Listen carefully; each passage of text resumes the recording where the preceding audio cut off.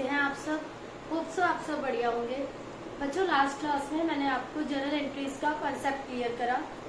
3 golden rules के basis पर journal entries कैसे फ्रेम होती हैं।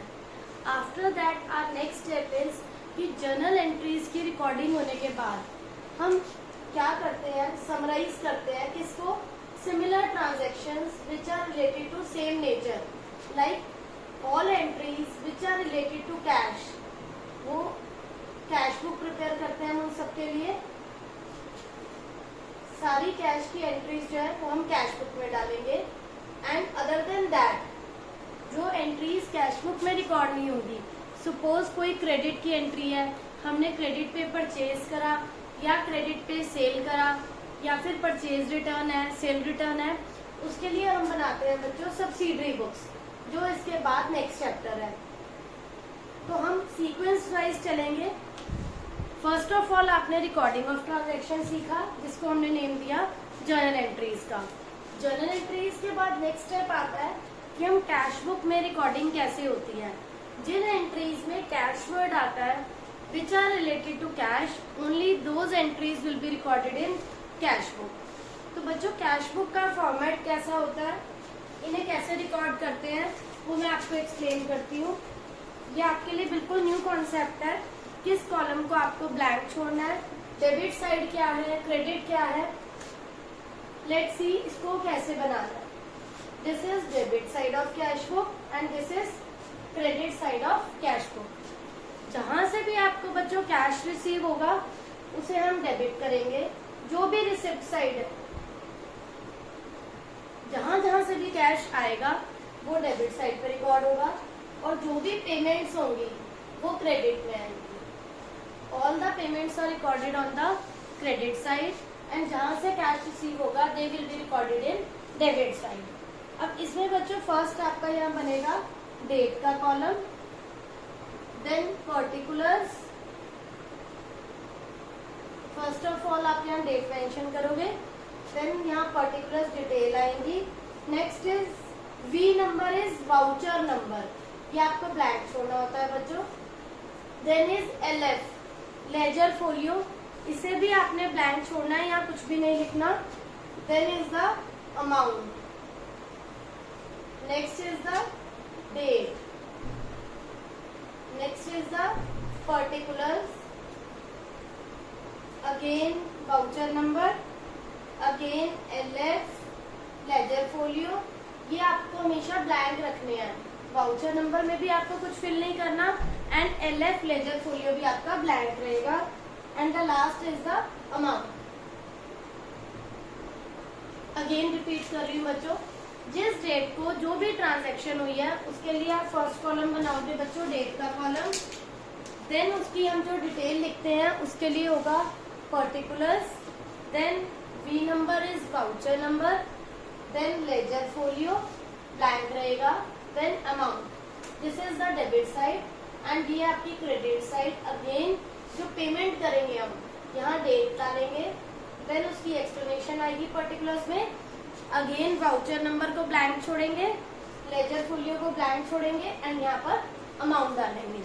तो अब जैसे लाइक बच्चों फर्स्ट एंट्री है कमेंस्ड बिजनेस विद कैश। अगर बिजनेस स्टार्ट करा है, बिजनेस में जो भी पैसा लगाया है, फर्स्ट एंट्री है सपोज हमारी 20,000 की, तो इसकी बच्चों जर्नल एंट्री क्या बनेगी, commence business with cash. Business में क्या लगाया है हमने, कैश लगाया है, तो ये आप कैश बुक बना रहे हो।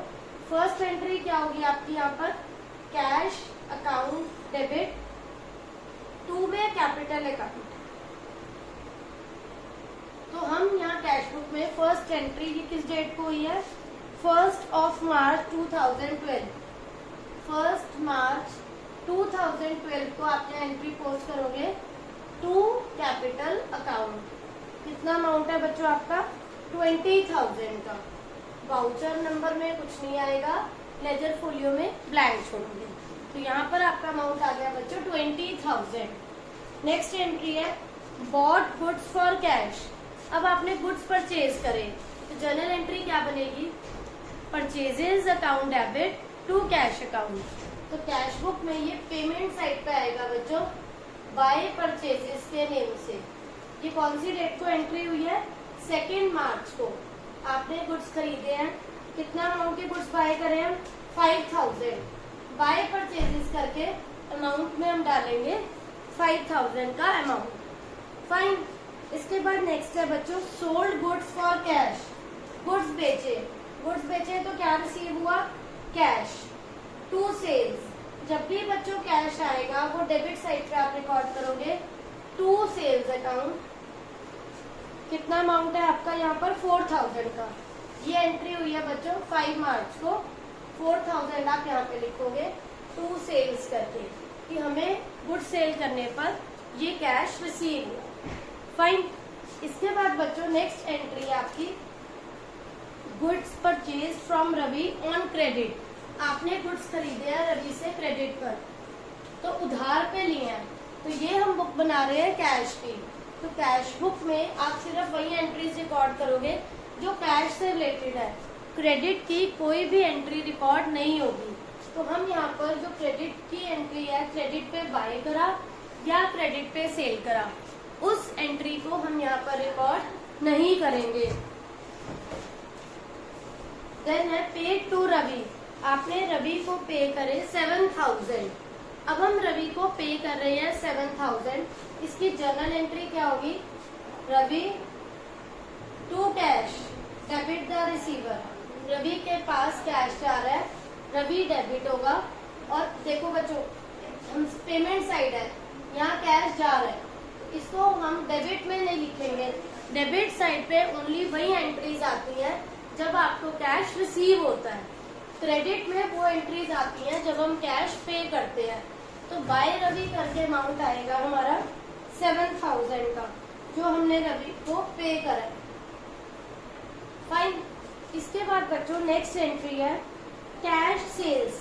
आपने कैश में सेल करा है, कुछ बेचा और आपको 8000 रुपीज रिसीव हुए।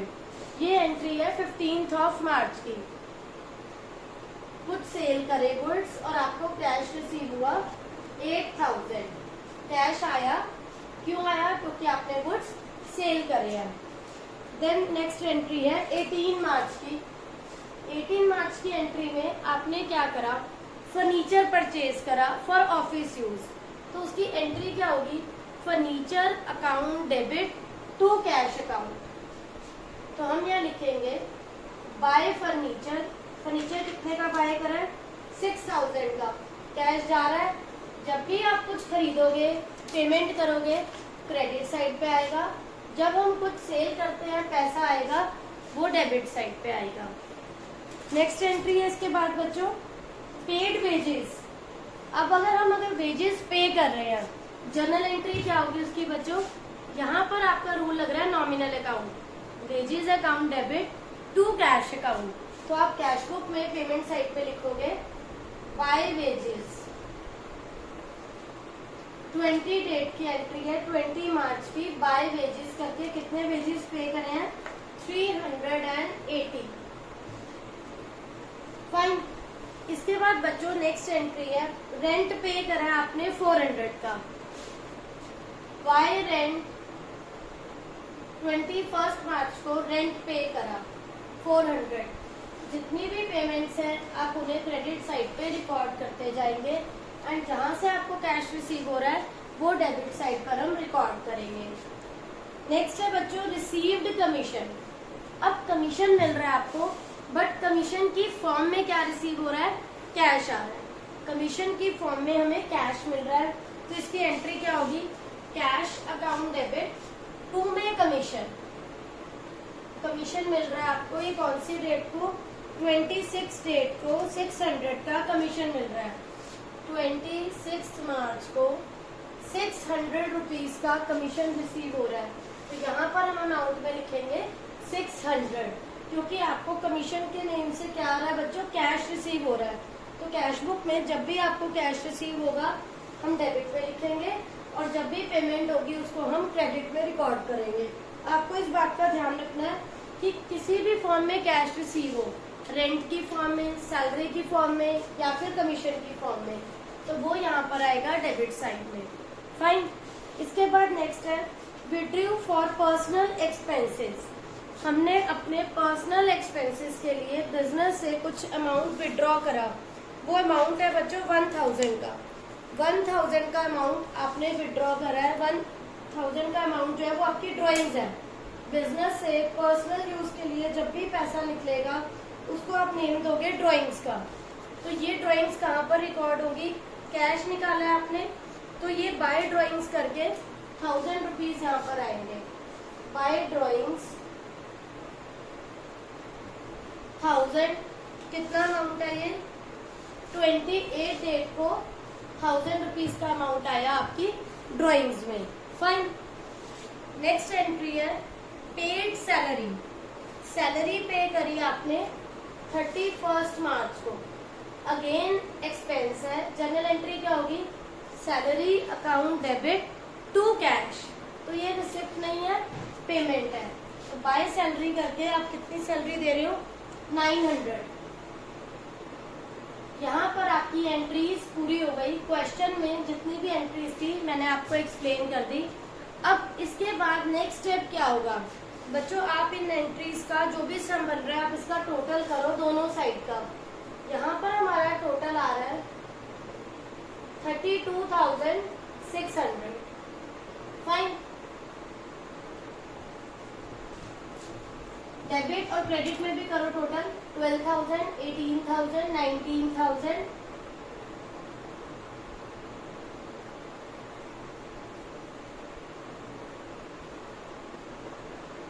20,680। ये यहाँ का क्या आ रहा है बच्चों? इतना टोटल बन रहा है आपका।